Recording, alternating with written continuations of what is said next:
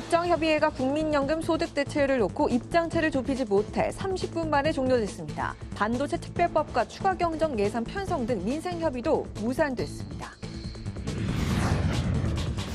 윤석열 대통령 석방 이후 여당은 수사의 부당성이 드러났다며 헌재가 올바른 판단을 내리기 바란다고 밝혔습니다.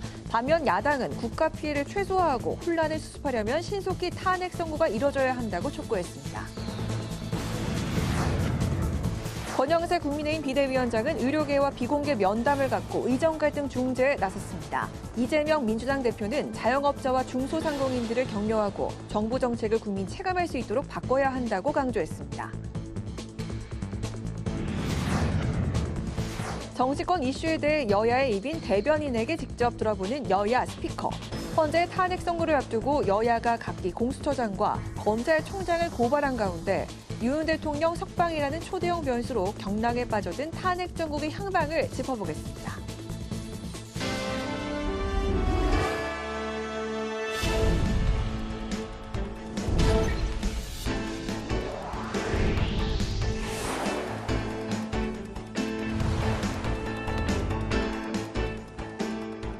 여러분 안녕하십니까? 3월 10일 월요일 국회 라이브 6 시작하겠습니다. 윤석열 대통령 석방 이후 여야 대립이 고조되고 있지만 민생 현안을 논의하기 위한 여야 국정협의회는 재개됐는데요. 여야는 연금개혁 소득대체율에 이견을 좁히지 못했습니다. 연금개혁 논의가 파행되면서 추경 편성 논의도 보류됐습니다. 김동길 기자의 보도입니다.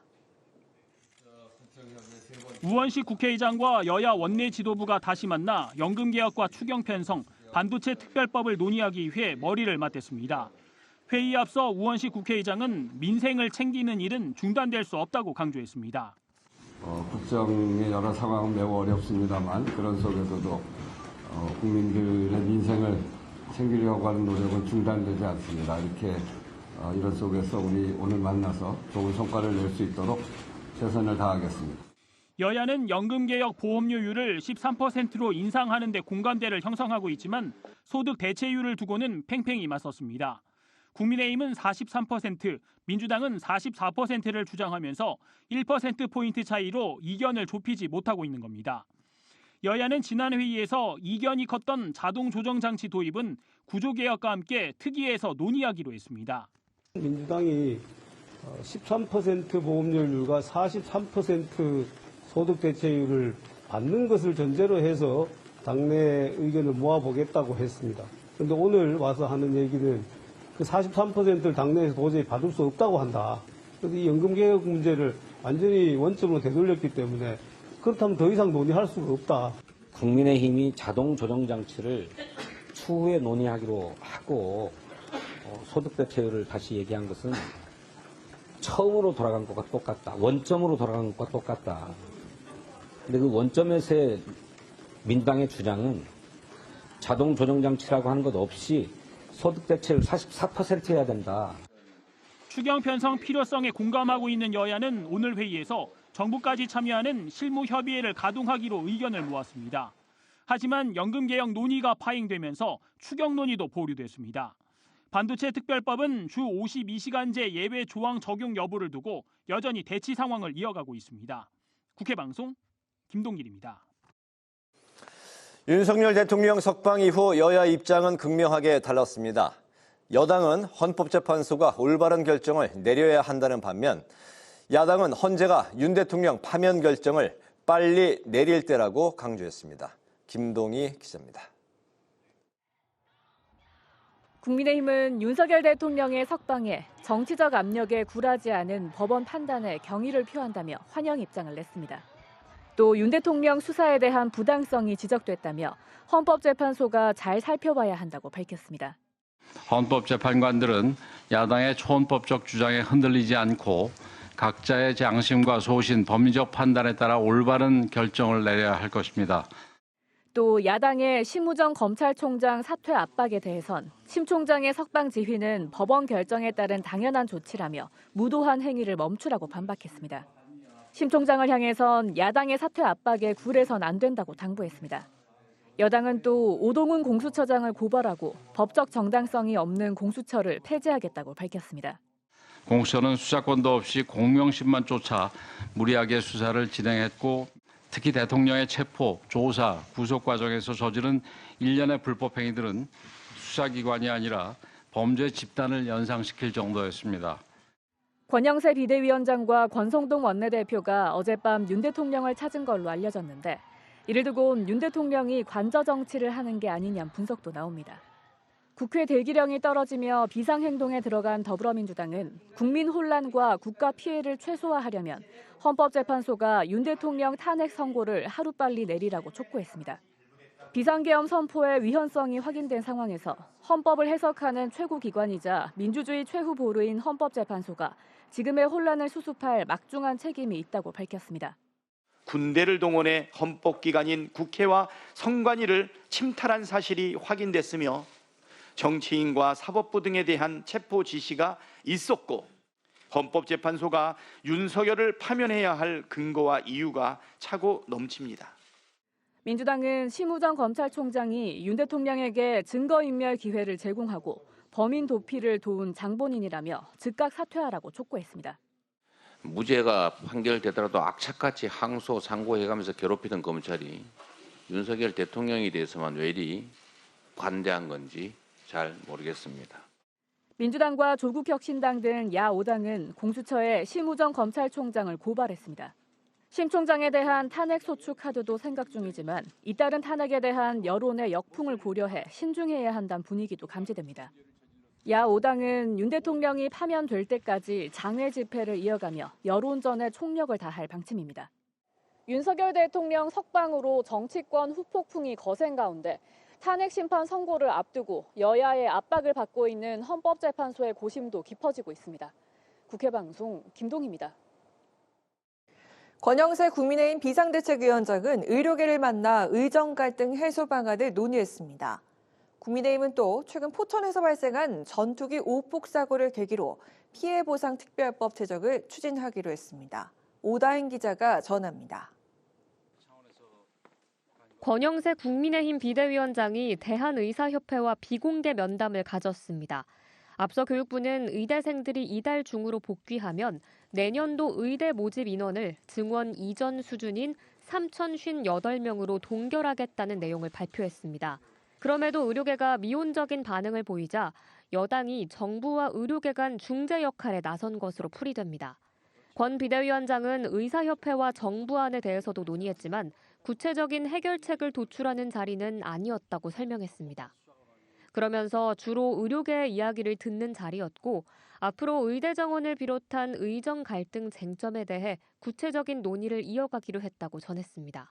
국민의힘은 포천 오폭 사고와 관련해 군사훈련 중 발생한 민간 피해를 신속하게 보상하기 위한 특별법 제정을 추진하기로 했습니다. 현재의 국가배상법은 절차가 너무 복잡하고 느리며 피해에 대한 배상에 대한 한계가 있습니다. 보다 신속하고 적극적인 지원을 통해 우리 군에 대한 국민의 신뢰를 회복할 필요가 있습니다. 또 장기적인 대책으로 군사훈련장 주변에 거주하는 주민을 이주시키고 산업단지나 축산단지로 조성하는 방안 등을 특별법에 포함시키는 것도 검토하고 있습니다. 국회방송 오다인입니다. 이재명 더불어민주당 대표가 경기 침체로 어려움을 겪고 있는 중소상공인과 자영업자의 애로사항을 청취하고 격려했습니다. 민주당은 또 삼부토건 주가 조작 의혹을 조사하라고 금융감독원에 촉구했습니다. 한규미 기자가 보도합니다. 더불어민주당은 중소상공인 자영업자 생존권을 보장하기 위한 촉구대회를 개최했습니다. 이재명 대표는 어려운 경제 상황에서 비상계엄으로 소비 심리가 더 위축됐다면서 빠른 시일 내 개선될 것 같지 않다고 우려했습니다. 특히 정책 결정자들의 체감 정도가 국민과 다르다며 정부의 경제, 사회 정책을 지적했습니다. 정말 죽을 고생, 정말 목숨을 건 노력들을 다 하고 있음에도 불구하고 상황이 점점 악화됩니다. 여러분들은 다 체감을 하는데 제가 여의도에 있다 보니까 이 나라의 정책을 결정하는 사람들은 현장의 상황을 잘 느끼지를 못하는 것 같아요. 이 대표는 국민의 손, 주권자의 손으로 이 나라의 운명을, 스스로의 운명을, 다음 세대들의 삶을 결정해 나가야겠다는 생각이 든다고 강조했습니다. 민주당 의원들은 금감원을 항의 방문했습니다. 민주당은 이복형 금감원장이 삼부토건 주가 조작을 통한 100억 원 정도의 시세 차익이 있었다는 것을 확인한 바 있다면서 조사를 촉구했습니다. 특히 윤석열 정부와 관련된 인사나 세력이 연루돼 있는지 살펴봐야 한다고 밝혔습니다. 또 주가 조작 의혹을 금감원에만 맡겨놓을 것이 아니라 검찰도 공식적으로 수사에 착수해야 할 단계라고 주장했습니다. 국회방송 한규입니다.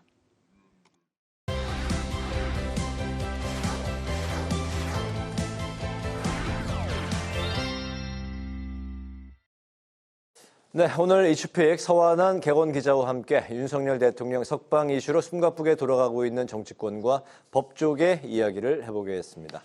서 기자, 어서 오십시오. 네, 안녕하십니까? 네, 오늘 민주당 의원들이 검찰에 항의 방문을 이제 했고, 야 5당도 검찰이 내란 공범임을 이제 자백했다면서 심우정 검찰총장을 직권남용으로 이제 고발하겠다고 밝혔는데, 이처럼 이게 야권은 심우정 총장이 이제 사퇴를 거듭 요구하고 있는 상황이고.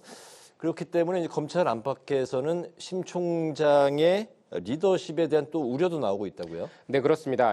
들어보셨을 텐데 이 검사 동일체 원칙, 즉 사건은 담당 검사의 이름으로 결정들이 집행이 되지만 내부에서 이뤄지는 의사 과정은 외부로 새어나가지 않고 또 위에서 내려진 결정을 그대로 따라간다라는 게 이 바로 검사 동일체 원칙의 포인트인데, 네. 즉시 항고 포기 또 석방 지휘 과정에서 검찰의 이 내부 갈등이 고스란히 외부로 드러나면서 심우정 총장의 리더십이 흔들리고 있다라는 분석이 나옵니다.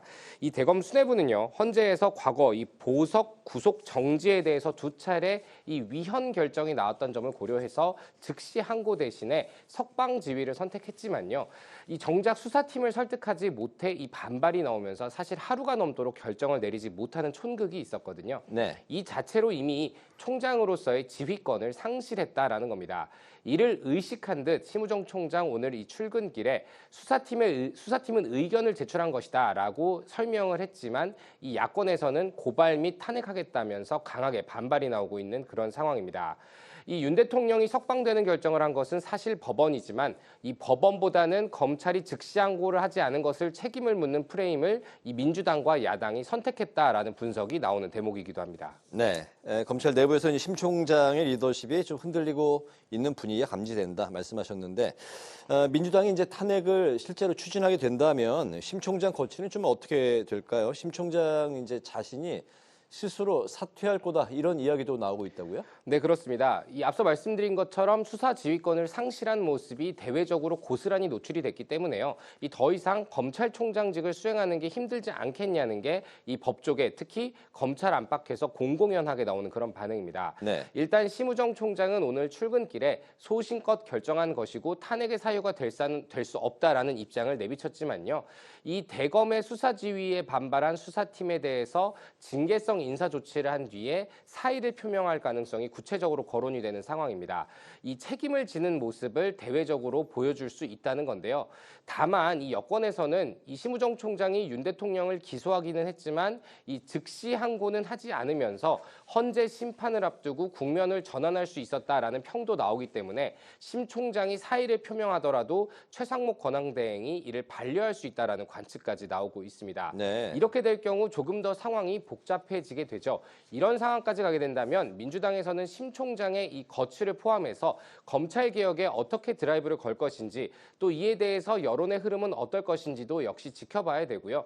또 상대적으로 민주당에서 현재 책임을 거론하지 않고 있는 공수처나 법원, 더 나아가서는 이제 탄핵 심판을 앞두고 있는 헌법재판소에 대해서 민주당과 국민의힘이 각각 어떤 스탠스를 잡고 접근할 것인지도 역시 정치적으로 지켜볼 부분인 것 같습니다. 네, 심 총장이 사의 표명을 하더라도 최상목 권한대행이 반려할 것이다.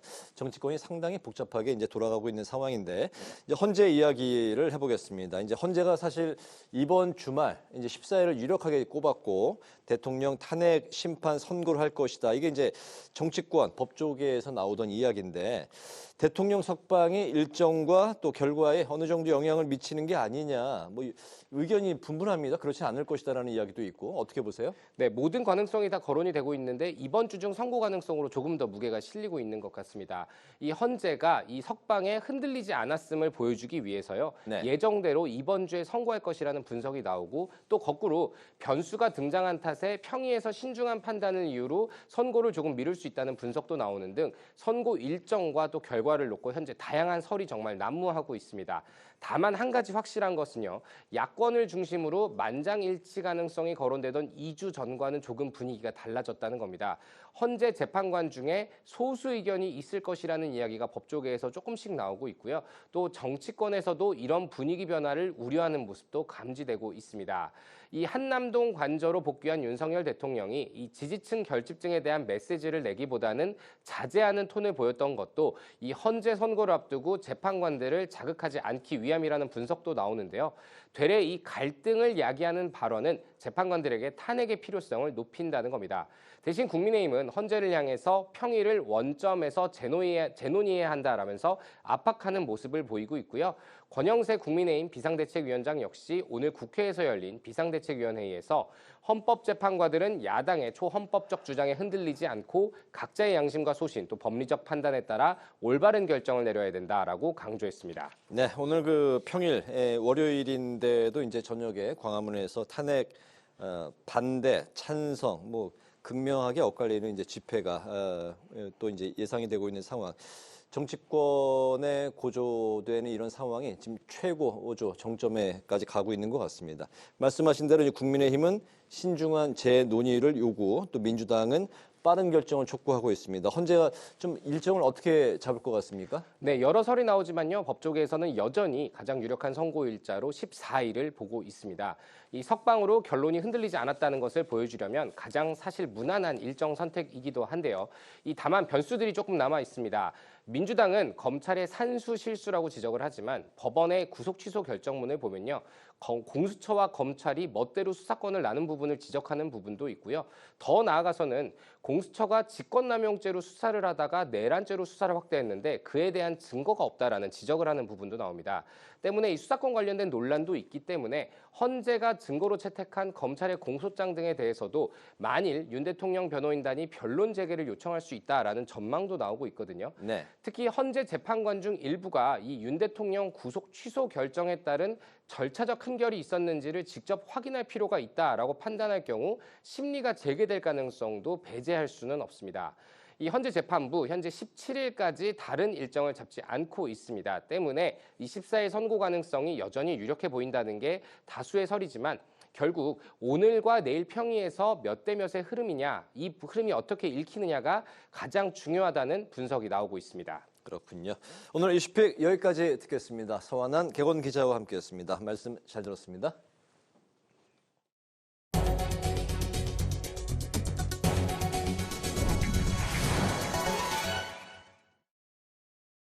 오늘 의정 갈등 해결을 위한 논의가 국회에서 열렸습니다. 우원식 의장은 의료계와 정치권이 신뢰 회복을 최우선으로 삼아야 한다고 강조했습니다.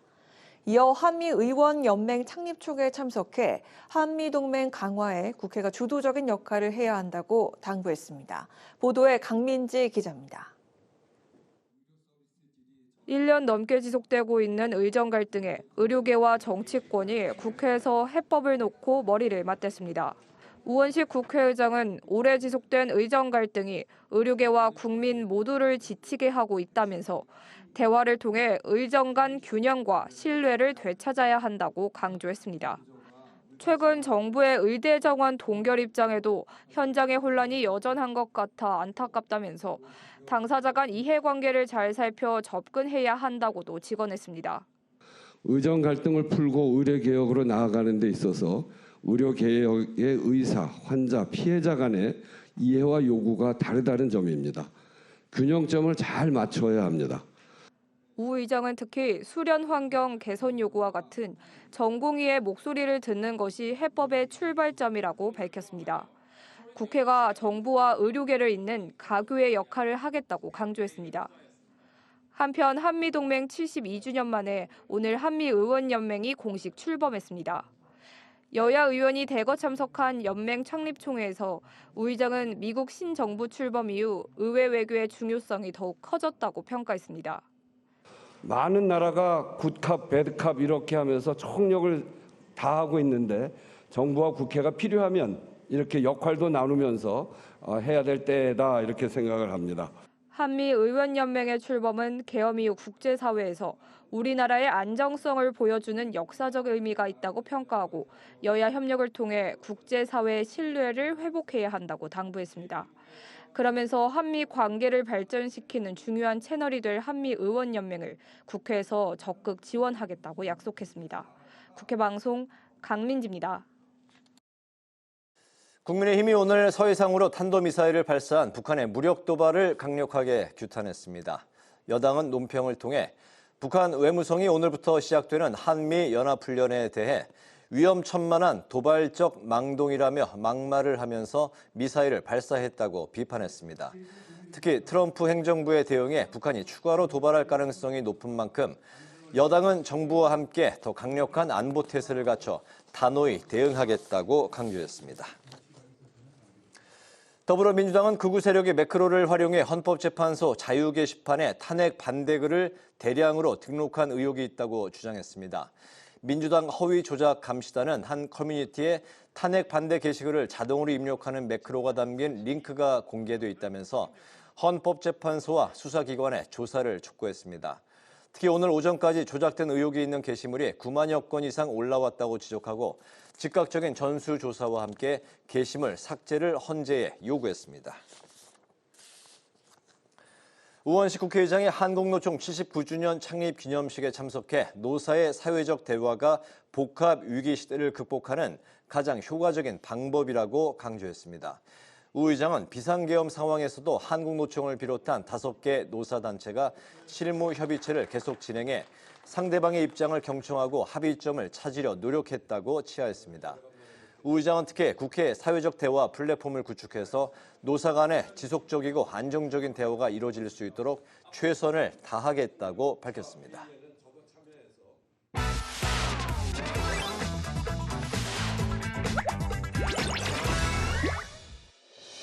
3월 10일 강아랑이 전해주는 정치권의 뜨거운 말말말 강아랑의 정치랑입니다. 오늘 첫 번째 주제는 양승태, 임종원 색강입니다. 지난 8일 52일간의 구속기간을 마치고 석방된 윤 대통령이 많은 것을 배운 시간이었다 이렇게 언급을 했습니다. 그러면서 과거에 본인이 구속 기소했던 양승태 전 대법원장과 임종원 전 법원 행정처 차장이 많이 생각나는 시간이었다라고도 밝혔죠. 52일간 구속 기간 중에 임종원 행정처장, 양승태 대법원장, 심지어 이재영 그분들의 얘기를 다 들으신 거예요. 교도관 분들하고 대화를 통해서 이 수사의 강압을 받기 때문에 도리어 본인도 과거 검사 생활에 대해서 역지사지해 보신 것 같아요. 그래서 이 구속 기소의 문제점, 이게 불구속 기소가 원칙이어야 되겠구나 이런 거를 많이 생각하셨던 것 같아요.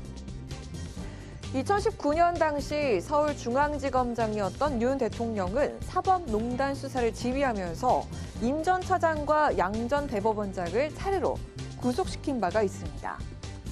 양 전 대법원장의 구속 기소 이유에 대해서 직권남용 등 혐의가 47개에 달한다고 밝히기도 했었습니다. 국민의힘 일각에선 윤 대통령이 두 사람을 언급한 건 옥고를 치르는 동안의 무리한 구속 기소의 문제점을 고민해봤다는 뜻이 아니겠냐는 해석이 나오고 있습니다. 이현주 민주당 최고위원은 오히려 윤 대통령이 검사 시절 구속 기소했던 사람들 대부분 1심에서 무죄나 집행유예 선고를 받았다는 점을 강조했습니다. 정작 윤 대통령이 헌법재판소의 처분을 기다리는 처지가 되자 태도가 바뀌었다면서 비판했습니다. 과거 사법농단 수사를 누가 구체적으로 지휘했습니까? 누가 불구속 수사해도 충분한 걸 사법농단이라는 프레임을 만들어서 마치 죽을 죄라도 진양 언론 플레이를 하면서 잔인할 정도로 온갖 망신을 주면서 조리돌림을 했습니까?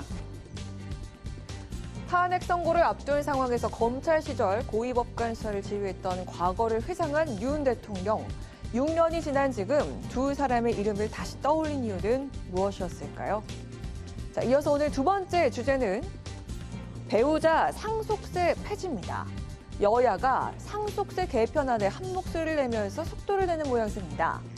국민의힘이 배우자 상속세 전면 폐지를 당론으로 꺼내들자 이재명 민주당 대표가 바로 다음 날 전격 호응하면서 교착 상태에 있던 상속세 개편 논의가 급물살을 타게 된 건데요. 배우자에 대한 상속세 면제는 사실 이혼을 하거나 이럴 때 재산 분할하는 것까지 고려하면 나름의 타당성이 있어요. 배우자 상속세 면제 폐지 요거를 우리도 동의할 테니까 이번에 처리하면 좋겠습니다.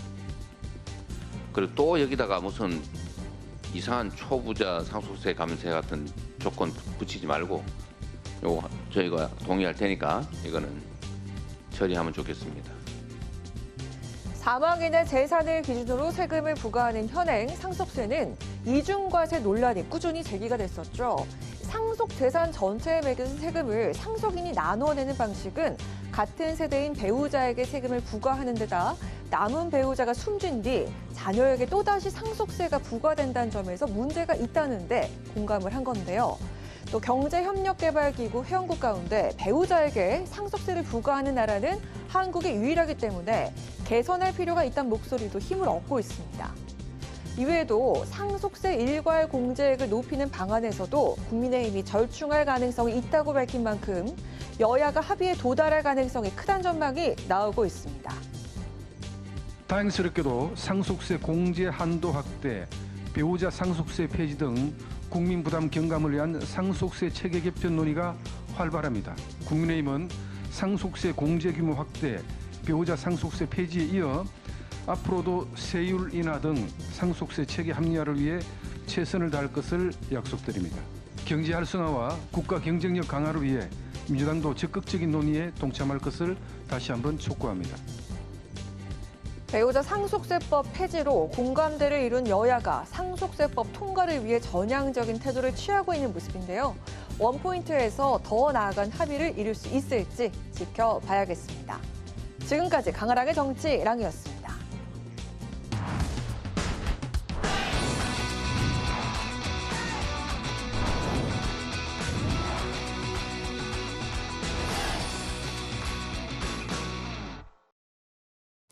네, 정치권의 가장 뜨거운 이슈에 대한 입장을 여야의 입으로 불리는 대변인께 직접 들어보겠습니다. 여야 스피커 정광재 국민의힘 대변인, 이지혜 더불어민주당 부대변인 두 분과 함께하겠습니다.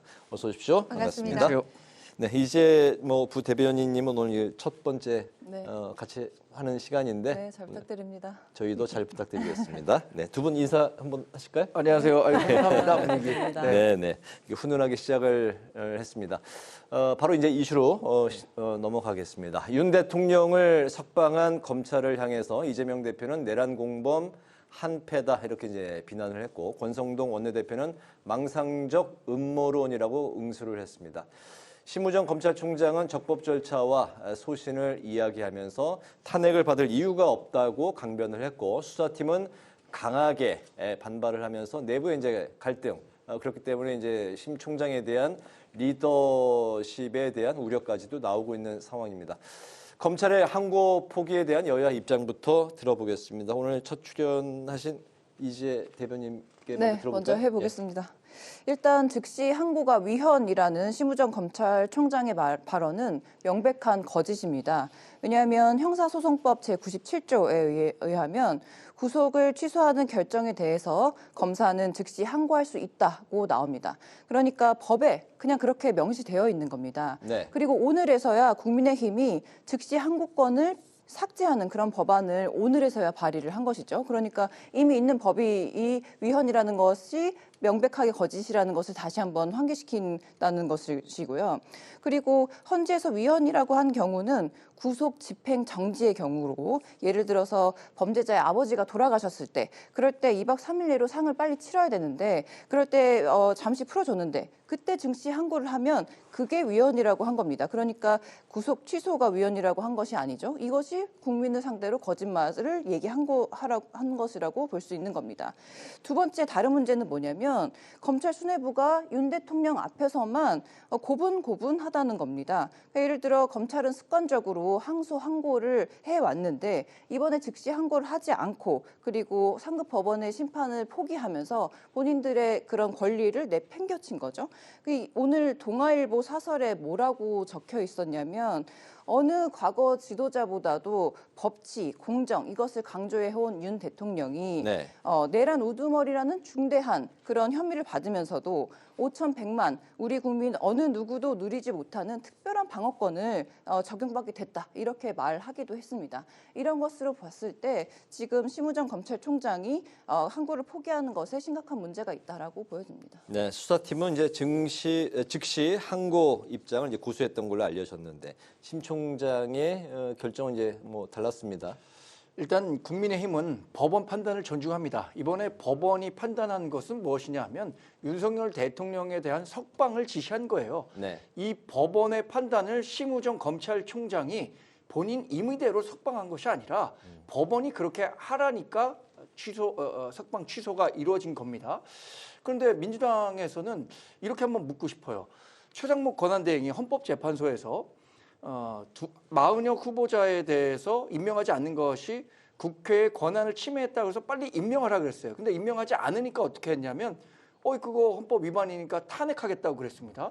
헌법재판소의 의견을 듣지 않는다고 해서 탄핵하겠다고 하면서 이번엔 반대로 석방을 하라라는 지시를 받아들여서 석방을 했는데 왜 석방했느냐고 탄핵하겠다는 거예요. 그러면 어느 장단에 국민의힘 또는 뭐 윤석열 대통령은 춤을 춰야 하는 겁니까?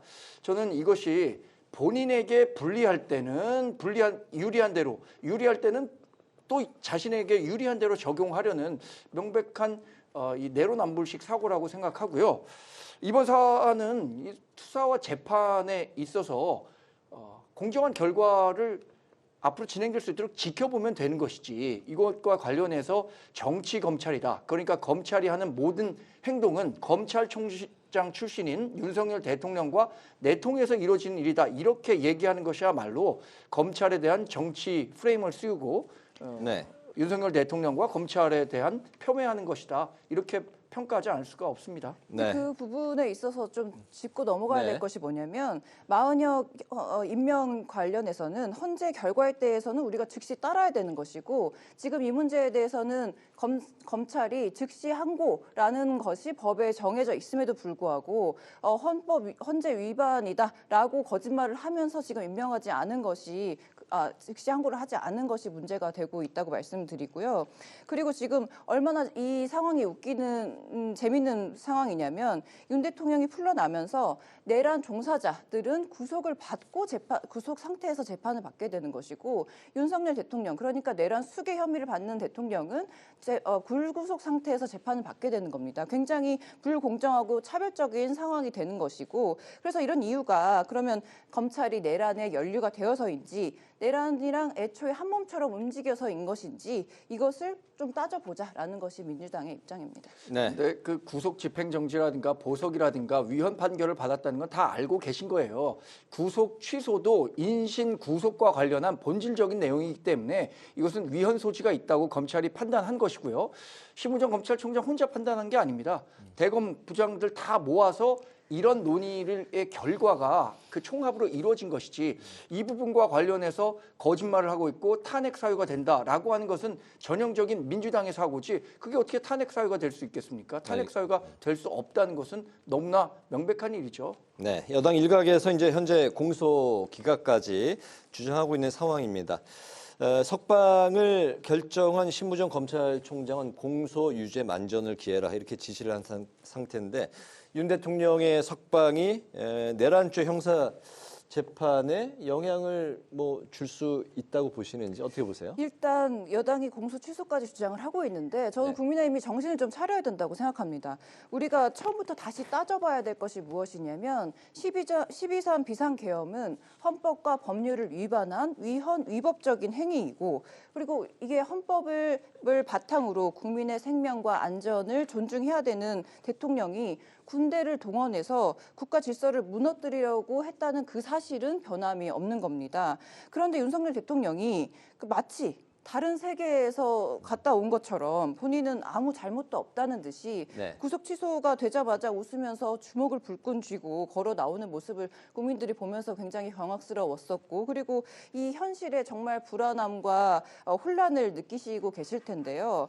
그래서 석방이 됐어. 그러면 내란죄도 없어지는 것이냐라는 측면을 봤을 때 첫 번째로는 공수처 수사의 적법성 면에서는 뭔가 감사한 일인지 잘 모르겠지만 윤 대통령이 거의 진술을 하지 않았습니다. 그래서 공수처에 수집한 증거 자체가 그리 많지는 않습니다. 네. 그리고 두 번째, 지금 구속 취소를 결정한 주된 내용은 절차상의 문제인 것이지 실체적 진실을 판단하는 게 아닙니다. 그리고 마지막으로 지금 현재 탄핵 재판 과정에서는 내란죄 성립 여부에 심리를 하지 않고 비상계엄에 대한 위법성만 따져보는 것이기 때문에 제 생각으로는 탄핵 심판에 대해서는 그리 영향이 제한적이지 않나 그렇게 생각합니다. 네, 대통령 탄핵 심판 부분은 뒷부분은 이제 따로 또 다루기로 하고 우선 대통령의 내란죄 형사 재판에 영향을 줄까요? 이 부분은 사법 시스템 내에서 다루어야 하는 문제이기 때문에 저도 큰 이견은 없습니다. 왜냐하면 불구속 수사로 재판이 진행되느냐 또는 구속 수사로 재판이 진행되느냐는 판결 결과와는 크게 영향을 가질 수가 없습니다. 그런데 이 불구속 수사가 왜 중요한가라는 것은 보다 정치적인 의미로 해석될 수 있겠죠. 네. 왜냐하면 윤석열 대통령이 과연 내란죄에 대한 수사권이 있는 제대로 보장받은 정당한 수사를 받고 재판을 받고 있는 것이냐 그렇지 않은 것이냐에 따라서 윤석열 대통령에 대해서 지지 의사를 표현하는 사람들이 갖고 있는 심정적인 차이는 좀 있을 거라고 생각합니다. 결국 재판은 어떤 식으로든 법률과 양심 또 법관의 소신에 따라서 진행이 돼야 되는 사안이라고 보고요. 구속과 불구속 이 부분에 대해서 민주당이 너무 지나치게 불구속 수사가 마치 하늘이 무너진 것처럼 이렇게 대응하는 것은 전 지나친 피해의식 또는 그만큼 탄핵 재판에 대해서 탄핵 재판도 지금 절차적 문제가 제기되고 있거든요. 그런 부분들에 대해서 좀 자신이 없는 것의 발로 아닌가 이런 생각도 해봤습니다. 네, 다음으로 이야기를 좀 나눠볼 주제가 여야 맞고발전에 대한 얘기인데요. 이미 고발이나 탄핵 얘기가 좀 나왔습니다. 제가 좀 정리를 해보면서 진행을 해보도록 할 텐데 오늘 야 5당은 심우정 검찰총장을 직권남용의 혐의로 공수처에 고발을 먼저 했습니다. 또 사퇴 거부 시에는 탄핵을 예고했는데 우리 정강지 대변인 이게 탄핵 사유가 될 수 없다 이렇게 밝히셨는데요. 만약에 민주당이 추진을 하게 된다면 이게 보수 결집에 좀 역효과 이렇게 좀 있지 않을까 이런 시각이 있더라고요. 어떻게 보십니까? 많은 분들이 그런 네. 얘기를 하기 때문에 실제로 민주당이 심우정 검찰총장에 대해서 탄핵에 직접 나설 것이냐 아니면 직무유기와 관련한 검찰 수사, 지금 검찰 수사는 고위 검찰 직원이기 때문에 공수처에서 하게 되는데 공수처에 고발하는 것에 머물 것이냐 이것은 저는 오롯이 민주당의 선택에 달려 있다고 봅니다. 네. 왜냐하면 지금 국회에서 절대 다수 의석을 가진 민주당은 마음만 먹으면 누구든 트집을 잡아서 탄핵을 할 수 있는 국회 내에서의 권력을 갖고 있어요. 네. 그런데 그게 실제로 탄핵 재판을 하는 헌법재판소로 가서 탄핵에 이를 만큼 중대한 법률 위반을 했느냐 이건 완전히 별개의 얘기거든요. 가장 비근한 예로 이진숙 방통위원장 같은 경우엔 부임 이틀 만에 탄핵이 됐고요. 실제로 탄핵 재판 174일 만에 결과가 나왔는데 탄핵에 이를 만한 사안을 찾지 못했다라고 해서 탄핵이 기각된 거거든요. 그러니까 이번 그 사안에 대해서도 심우정 검찰총장에 대해서 민주당이 어떤 판단을 할지 그 판단에 따라서 민주당은 정치적 책임을 그러니까 그게 더 이익이 크다고 생각하면 그렇게 할 것이고 그렇지 않다면 탄핵까지 이르지 않겠죠. 네, 사유가 될 수 없다. 그리고 검찰총장 본인도 이건 적법 절차의 원칙에 따른 것이다. 이렇게 얘기를 했거든요. 이번 주 중에 탄핵을 추진할 것이다, 발의할 것이다라고 민주당 측에서는 이야기를 하고 있는데 실제로 추진될까요? 일단 추진되는 것은 좀 지켜봐야 되는데 네. 우리가 먼저 생각해야 될 것이 심우정 검찰총장이 어떤 행위를 했느냐를 좀 따져봐야 됩니다. 그러니까 일단 이 검찰총장이 구속기간 만료를 앞두고 검사장 회의를 소집하지 않습니까? 그래서 그게 의도적으로 시간 끌기를 벌였다라고 저희는 보고 있는 것이고 그리고 구속기간 이제 마지막에 임박을 했을 때 그 기소를 그때 해서 이 논란을 처음부터 유도한 것이 아니냐라고 저희가 합리적인 의심을 할 수밖에 없었는데 근데 지금 심우정 검찰청장에 대한 몇 가지 의혹이 있습니다. 첫 번째로는 인천지방 검찰청장 재직 당시에 인천 세관 마약 밀수를 눈 감아주면서 그 대가로 지금 검찰총장 자리를 선물로 받은 것이 아니냐라는 의혹이 한 가지가 있고 두 번째로는 김성훈 그 경호처 차장이 구속영장이 검찰에 의해서 3번이나 반려가 됐는데 그 내면에 보면 처음에 그 비화폰으로 김용현 전 국방부 장관과 그 검찰 수뇌부가 통화한 사실이 있다. 그리고 김용현 전 장관이 그 검찰에 출석해서 체포가 됐을 때 그때 김용현 전 장관과 통화한 사람이 바로 심우정 검찰청장이다. 네. 그래서 뭐 이런 얘기들이 나오고 또 그래서 지금 우리가 이 내란과 관련해서 검찰이 얼마나 깊숙하게 관여가 되어 있느냐 이런 부분을 지금 짚고 넘어가고 있는 것이고 만약에 내란과 관련이 있다면 그러면 당연히 이 검찰총장도 직무 수행이 어렵지 않겠느냐라고 보는 것이 합리적이지 않나라고 보여집니다. 네, 국민의힘 측에서도 고발이 나왔습니다. 오동훈 공수처장을 불법 체포와 위증, 허위 공문서 작성 혐의로 검찰에 고발을 한 건데요. 권영세 비대위원장은 공수처 폐지까지 언급을 하기도 했습니다. 지금 이렇게 맞불을 놓는 형국인데 이번엔 이지혜 부대변인께 여쭙도록 하겠습니다. 권영세 비대위원장이 공수처 폐지를 이야기를 했습니다. 네. 근데 이제 국민의힘의 지금까지 행보를 보면 저는 어떤 점을 좀 지적하고 싶냐면 이 내란 사태와 12상 비상계엄 이후 상태를 빨리 처리하지 않고 그리고 자꾸 심판을 지연하는 전략을 지금 사용하고 있는데 그 전략의 일환으로 공수처 폐지를 지금 들고 나온 것으로 저는 보여집니다. 그런데 지금 이 와중에 짚고 넘어가고 또 싶은 부분은 뭐냐면 너무 지금 우리 경제가 어렵고 자영업자가 2달 새에 뭐 20만 명이 폐업하고 있다 아니면 트럼프의 관세 전쟁에 우리는 참여하지도 못하는 이런 상황에 있어서 자꾸 국민의힘이 공수처 폐지나 이런 것들을 들이밀면서 심판 지연 전략을 펼치는 것이 과연 우리 경제와 우리 국민들의 얼마나 도움이 될 것인가 이런 부분을 좀 따져봐야 될 것이고 국민의힘이 좀 그런 면에서 다른 자세를 좀 취해 주시면 좋겠다라고 바랍니다. 이건 다 심판 지연 전략이다라고 말씀하셨거든요. 근데 공수처를 폐지하자고 주장하는 게 탄핵 재판의 결과를 지연시키는데 일말의 도움이라도 되나요? 완전히 별개로 돌아가는 사안이라고 저는 판단합니다. 근데 이번 그 국가적 혼란과 국민 분열에 있어서 가장 큰 책임을 통감해야 할 것은 공수처라는 것은 너무나 분명해 보입니다. 공수처는 사실 2019년에 민주당이 뭐 거대 의석과 또 당시에 문재인 대통령의 지시로 갑작스럽게 만들어졌거든요. 당시에도 우리 당은 공수처는 이거 옥상옥 성격이 강하기 때문에 만들지 않아야 할 조직이라고 강하게 반대했었는데 실제로 탄생 이후에 지금의 이 내란 수사 과정에서 공수처가 권한이 전혀 없다는 점을 많은 법조인들이 지적을 했습니다. 이번에 지기현 판사도 공수처가 내란과 관련한 수사권이 있느냐 없느냐에 대해서 의문이다라는 의견을 분명히 제시했거든요. 그러면서 체포 과정에서 영장 쇼핑했죠. 또 국회에서 위증했죠. 이런 것들을 통해서 정말 민주당의 하수인이다라는 평가에서 자유롭지 못한 곳이 지금 공수처입니다. 이런 공수처는 계속 유지할 이유가 없는 거죠. 1년에 예산 200억 넘게 들어갑니다. 이런 그 공수처를 왜 그대로 유지해야 하는 겁니까? 저는 그런 근본적인 의문을 제기하고 있는 겁니다. 네, 오늘 그 윤 대통령 석방은 오롯이 결국에는 이제 여기로 이제 수렴되는 것 같습니다. 바로 이제 윤 대통령 선고 날짜 그리고 이제 결과에 어떻게 좀 그 함수 관계가 있을 것이냐인데 당초 가장 유력한 선고 날짜 이번 주 이제 금요일 14일이었는데 예정대로 이날 선고가를 예상하시는지 그리고 헌재의 결정은 좀 어떻게 나올 것 같습니까? 이번에 그 정 대변인께 먼저 여쭤볼게요.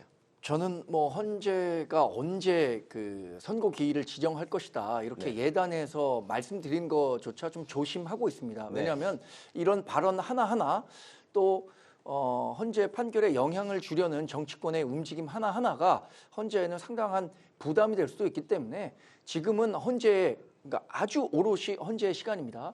헌재가 매일 평의를 해서 어떤 결과를 도출해낼 텐데 언제까지 해라 아니면 언제까지 해야 한다 이런 식의 압박을 할 것이 아니라 헌재가 충분한 논의를 바탕으로 본인들이 갖고 있는 법률과 양심, 소신에 따라서 의견을 취합해서 헌법 정신에 맞는 판결을 내려야 한다는 원칙론만 말씀드리겠습니다. 네, 헌재가 뭐 여기저기 그 압박에 흔들릴 거라고 생각하지는 않는데 어쨌든 헌재는 판단을 좀 어떻게 내릴까요? 14일 원래 많은 그 언론이 예측했던 이번 주 금요일이 유력합니까?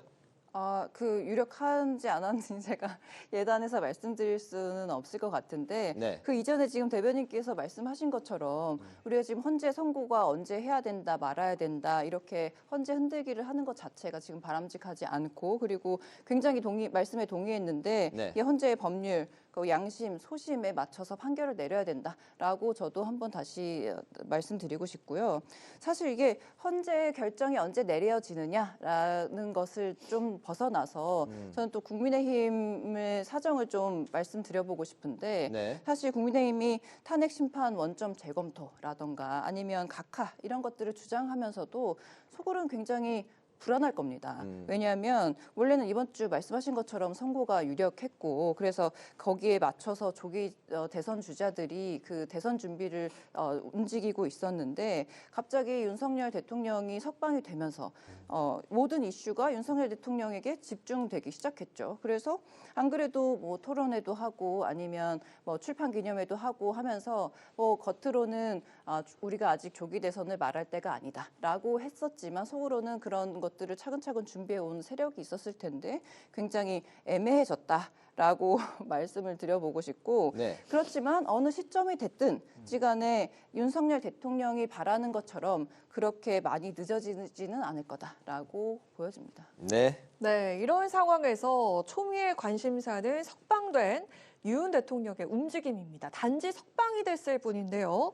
하지만 그 어제 권영세, 권성동 투톱을 만난 데 이어서 친윤 의원들의 방문이 이어질 것이다 이런 예측도 있습니다. 직접 또는 당내 인사를 통해서 정치적인 메시지를 과연 낼 수 있을지 좀 예측을 해보도록 하겠습니다. 주말에 석방이 되면서 좀 나오는 길에 그 모습을 보니까 과연 앞으로 그 지지자들을 향해서 거리에서 뭔가 좀 메시지를 낼까 하는 그런 관측도 있던데 우리 먼저 정강재 대변인부터 좀 의견 들어보도록 하겠습니다. 어떻습니까? 토요일 석방 장면은 네. 52일 만인가요? 이렇게 처음으로 밖에 나와서 그동안 지지했던 분들이 이렇게 환호를 하니까 네. 그것을 뭐 다 무시하고 그냥 지나가기에는 어려웠을 것이라고 생각합니다. 그런데 앞으로 뭐 광장의 정치에 윤석열 대통령이 직접 뛰어들 것이다 이렇게 예단해서 말씀하는 것은 저는 뭐 정치 프레임 성격이 강하다고 봅니다. 네. 그리고 윤석열 대통령이 지금 직무가 정지돼 있는 상태이기 때문에 뭐 민주당이나 야권 일각에서 제기하는 것처럼 뭐 어떤 식으로든 정치적 영향력을 행사하려 할 것이다라는 부분에 동의하지 않고요. 다만 이런 부분은 있겠죠. 만약에 조기 대선이 실시된다면 윤석열 대통령을 지지하는 분들의 목소리가 아직도 일정 부분 존재하기 때문에 그 영향력이 경선 과정에서는 어떤 식으로든 뭐 반영되지 않을까 이런 부분은 예상해 볼 수 있겠죠.